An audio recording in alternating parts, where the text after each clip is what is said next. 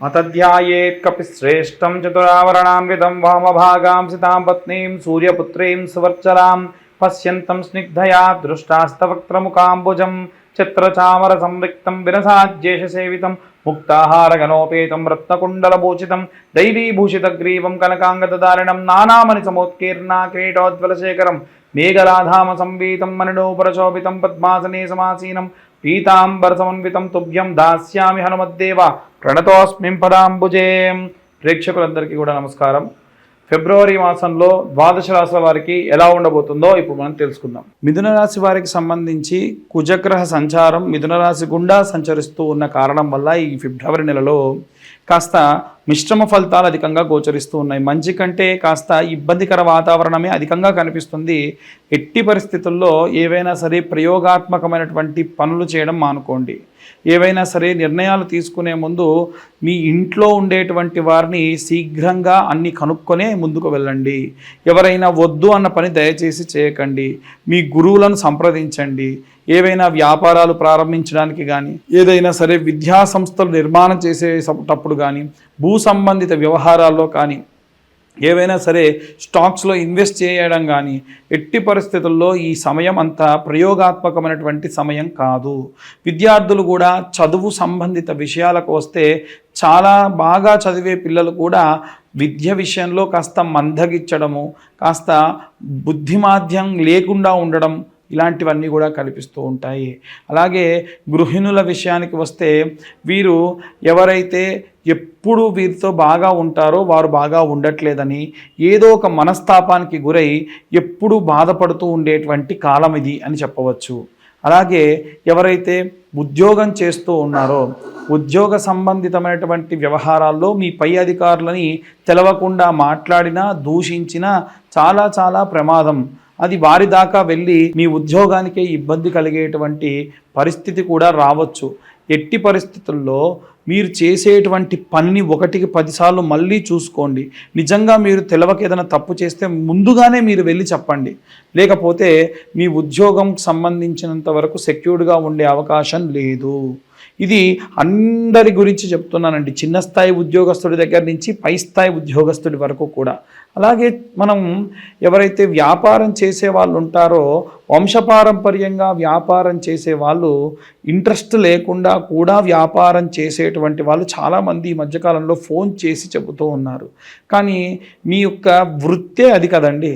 వైశ్యులు కానీ మార్వాడీలు కానీ శ్రేష్ఠి అంటారు వైశ్యుడిని. వ్యాపారం అంటే చేసేది ఎవరు అంటే శ్రేష్ఠి. శ్రేష్ఠి అంటే ఏంటంటే శెట్టిని శ్రేష్ఠి అంటారు.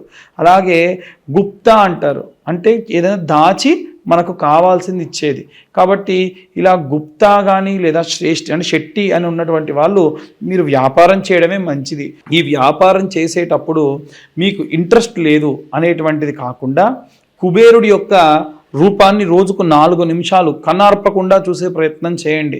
మీకు వ్యాపారంలో చాలా చాలా మెలకులు కల్పించేటువంటి అవకాశం ఉంటుంది. అలాగే ఎవరన్నా సినీ రాజకీయ రంగాల్లో ఉన్నటువంటి వారైతే ఈ యొక్క రాశికి సంబంధించి మటుకు ఈ మాసం అంతా కూడా, ఈ మాసమే కాదండి ఏప్రిల్ వరకు కూడా ప్రయోగాత్మకమైనటువంటి పనులు వేటిలో కూడా వెళ్లకుండా ఉండడం మంచిది. ఏది పట్టుకున్నా మట్టే అనే విధంగా ఉంటుంది. భూమికి సంబంధించి పనిచేసే వాళ్ళు కానీ, రాజకీయాల్లో ఉన్నవాళ్ళు కానీ, సినిమా రంగంలో ఉన్నవాళ్ళు కానీ, ఏదైనా స్టూడియో స్టార్ట్ చేయాలి అనుకున్న వాళ్ళు కానీ, లేకుంటే ఏదైనా సరే మనం కొత్తగా చేయాలి ఒక ఇండస్ట్రీ పెట్టాలి అనుకునే వాళ్ళు దయచేసి ఈ సమయం అంత శ్రేయస్సుకరమైన కాలం కాదు. ఇక మనం ప్రత్యేకంగా చూసుకున్నట్టయితే ఈ యొక్క వివాహం కాని వాళ్ళు ఎవరైతే ఉంటారో మీకు సంబంధం అంతా వచ్చి అంతా బాగానే ఉంటే సరే, కానీ మీకు సంబంధ విషయంలో మీకు నచ్చకుంటే మాత్రం తేల్చి చెప్పండి. అంటే జీవితాంతం ఇబ్బంది పడేటువంటి అవకాశం ఉంది. అది ఈ కాలం మంచి కాలం కాదు కాబట్టి మంచి చెడుగా చెడు మంచిగా చూపించేటువంటి సమయం కూడా. అలాగే విశేషంగా చెప్పాలి అని అంటే ఈ యొక్క విదేశాలకు వెళ్ళే వాళ్ళు కానీ, కోర్టు సంబంధిత విషయాల్లో ఉన్నవాళ్ళు కానీ అమ్మవారి యొక్క కాళికాదేవి ఆలయం దర్శనం చేసుకొని అమ్మవారి కుంకుమని మీ వెంట పెట్టుకొని వెళ్ళడం చాలా మంచి చేకూరుతుంది. అలాగే ఇవన్నీ కూడా గోచార రీత్యా చెప్పేటువంటి విషయములండి.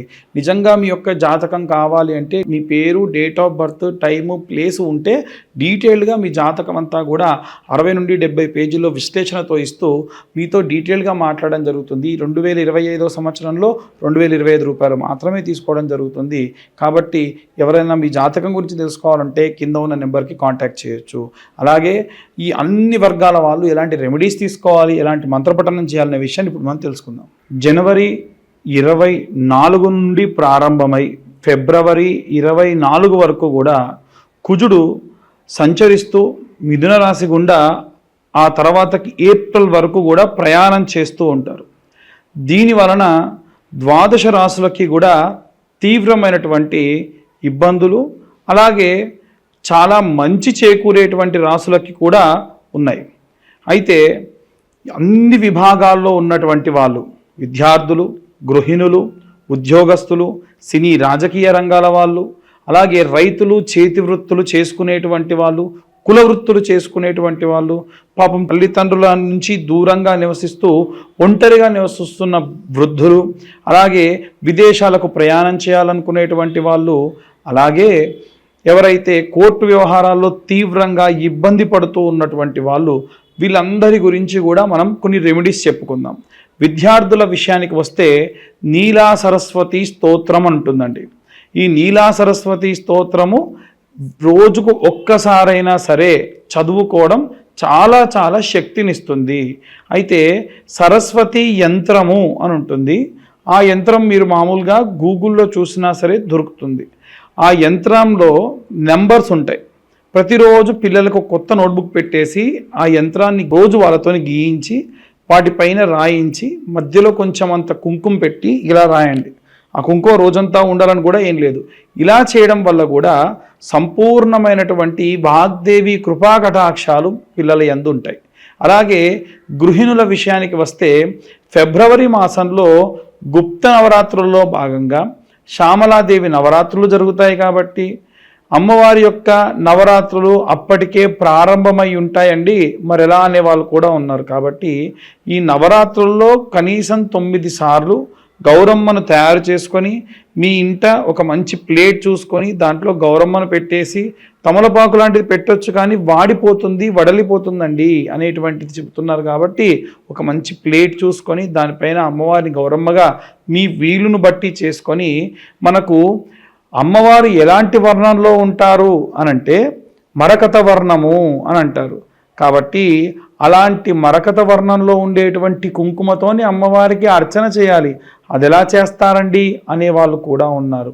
ఎలా అంటే అమ్మవారికి సంబంధించినటువంటి వర్ణనలో మనకు కుంకుమ దొరుకుతుంది.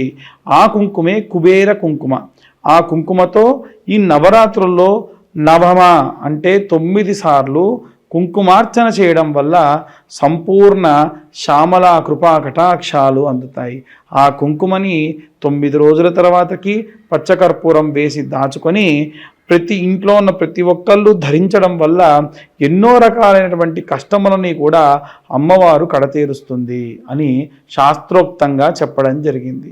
ఇక ప్రత్యేకంగా ఉద్యోగస్తులు అలాగే వ్యాపారస్తుల విషయానికి వస్తే ఉద్యోగస్తుల్లో చాలా వరకు ఉన్నటువంటి ఇబ్బందులు ఎలా వస్తున్నాయి అనంటే శత్రుభయము కానీ, లేదా ఉన్నటువంటి అధికారులు ఏవైనా సరే ఉద్యోగంలో నుంచి తీసివేస్తారు అనేటువంటి భయం కానీ కలుగుతుందేమో అన్న భయం అధికంగా ఉన్న కారణం వల్ల వీరు ఆంజనేయ స్వామి యొక్క లాంగూలా స్తోత్రం చదువుకోవడం చాలా మంచిది.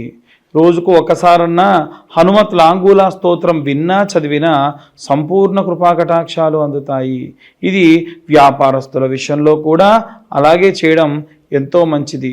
వీరు ప్రత్యేకంగా రోజు దీపారాధన చేసేటప్పుడు ఉద్యోగస్తులైతే నువ్వుల నూనె ఆముదం కలిపి, అలాగే ఎవరైతే వ్యాపారస్తులు ఉంటారో వ్యాపారస్తులైతే అమ్మవారి యొక్క విప్ప నూనెతోని పూజ చేయడం చాలా విశేష వ్యాపారాభివృద్ధి కలుగుతుంది. ఇక మనం ప్రత్యేకంగా చూసుకున్నట్టయితే ఈ యొక్క రాజకీయ రంగాలు, సినీ రంగాల్లో ఉన్నటువంటి వాళ్ళు ప్రత్యేకంగా దుర్గా కవచాన్ని చదవడం కానీ వినడం కానీ ఎంతో శక్తినిస్తుంది. అమ్మవారు మీకు మీ కుటుంబం చుట్టూ కూడా ఒక రక్షణ వలయంలా ఏర్పడి ఎల్లప్పుడూ కాపాడుతూ ఉంటుంది. ఇక ఈ యొక్క సినీ రాజకీయ రంగాల వారే కాకుండా చేతి వృత్తులు చేసుకునే వాళ్ళు కానీ, లేదా కుల వృత్తులు చేసుకునే వాళ్ళు కానీ, అలాగే రైతులు కానీ భూ సంబంధితమైనటువంటి అనుకూల స్థితి కలగాలి కాబట్టి నిత్యము రోజు ఒక మంత్రం చదువుకోవాలి. ఒకటే మంత్రం రోజు చదువుకోవాలి. ఏమిటా మంత్రం అంటే శరవణ భవాయ విద్మహే కార్తికేయాయ ధీమహి తన్నో స్కంద ప్రచోదయాత్. ఈ మంత్రాన్ని చదవడం వల్ల ఈ విభాగంలో ఉన్న వారందరికీ కూడా అనుకూల పరిస్థితులు కలుగుతాయి.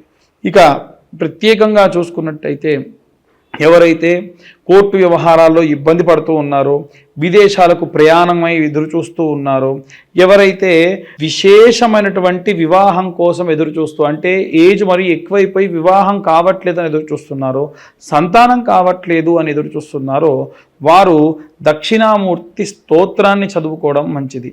దక్షిణామూర్తి స్తోత్రము వీరికే కాదండి, అందరూ కూడా చదవచ్చు. ఆ దక్షిణామూర్తి స్తోత్రం చదివితే పరమశంకరు అంటే ఆది శంకరాచార్యుల వారి స్వయంగా చెప్పారు, ఏలిన నాటి అర్ధాష్టమ అష్టమ శని దోషములు ఏమున్నా సరే తీసేసేటువంటి అద్భుతమైనటువంటి స్తోత్రం ఏది అంటే దక్షిణామూర్తి స్తోత్రం. కాబట్టి అందరూ కూడా ఈ విధంగా చేసుకోవడం విశేష ప్రతిఫలాలు దక్కుతాయి.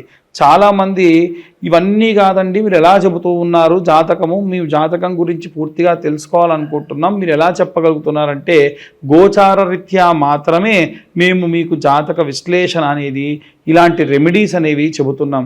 నిజంగా మీ పూర్తి జాతకం ఏంటో మీరు తెలుసుకోవాలి అనుకుంటే కింద కనిపించే నెంబర్కి మీ పేరు, date of birth, time, place అన్నీ కూడా పంపిస్తే పూర్తి వివరాలతోని మీ జాతకం అంతా కూడా విశ్లేషణతో మీకు చెప్పి పూర్తిగా అనుకూలంగా మీకు ఎలాంటి రెమెడీస్ తీసుకోవాలి, ఎలాంటి మంత్రపఠనం చేయాలి అనేటువంటి విషయాన్ని చెప్తాం. ఎట్టి పరిస్థితుల్లో డేట్ ఆఫ్ బర్త్ టైము లేకుండా ఎవరన్నా జాతకం చెప్తానంటే నమ్మకండి. ఎందుకంటే అందులో పూర్తి విశ్వాసంగా చెప్పడం కుదరదని. ఎందుకంటే పేరు బలం కల వాళ్ళందరూ ఒకేలా ఉంటే ఈ ఇబ్బంది ఏమిటి, మంచి పేరు ఏదో అందరూ అదే పెట్టుకుంటారు కదా. కాబట్టి పేరు వల్ల వచ్చేటువంటిది కేవలం పావంతు మాత్రమే. పూర్తి 100కు 100% ఆ పేరు బలం మీద వచ్చేటువంటివి ఉండవు. కాబట్టి వీలైనంత వరకు కూడా పేరు బలంతో చెప్పేటువంటి దాని గురించి నమ్మకండి.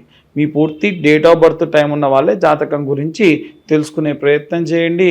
లేదా ఇప్పుడు మేము చెబుతున్నటువంటి గోచార రీత్యా చెప్పేటువంటి విషయాలు మీ పేరు బలంపై మీరు సరిచూసుకోవచ్చు. ధన్యవాదాలు.